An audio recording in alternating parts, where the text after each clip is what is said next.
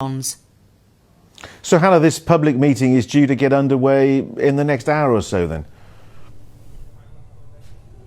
Yes, it starts at 7 o'clock, and it's all been organised by the director of the Countryside Alliance in Wales, Rachel Evans. She joins me now.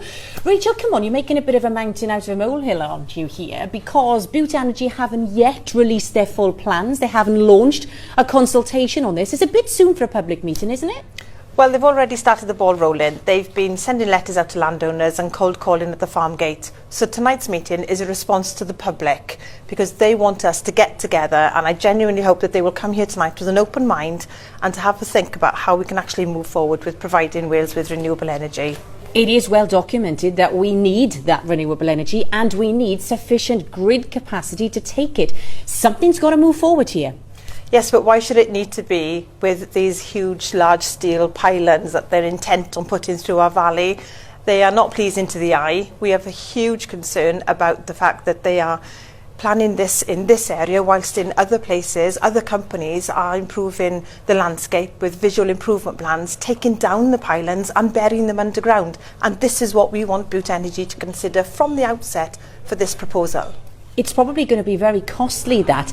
The other thing to consider with this is already we've got Plaid politicians intending to turn up here tonight, Plaid leader Adam Price, other Senedd politicians intending to make their presence known. Is it all getting a bit political too quick as well?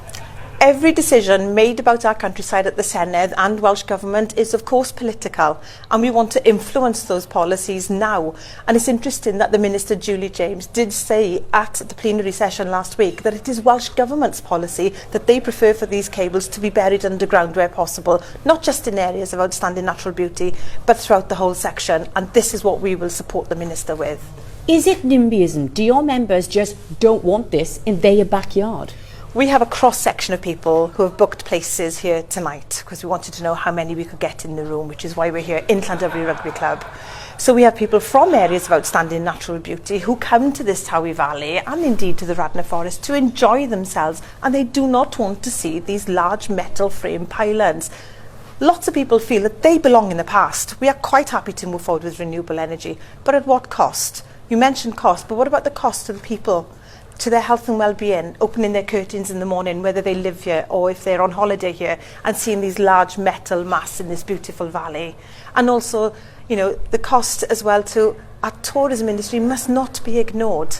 Of course, there's an opportunity for farmers to diversify possibly once this particular line is in, but it doesn't mean that they have to put up with the pylons to do so. Let's seriously consider burying these cables as best we can. In one word, are you going to campaign on this for the foreseeable future? I'm going to take away messages from the public tonight because our ask is always measurable and achievable, and I will make my decision after tonight. Thank you very much indeed, Rachel. Well, John, as you heard Rachel say there, Bute Energy will be launching that consultation in March, so I very much feel that this is the beginning and not the end of the story. OK. Hannah.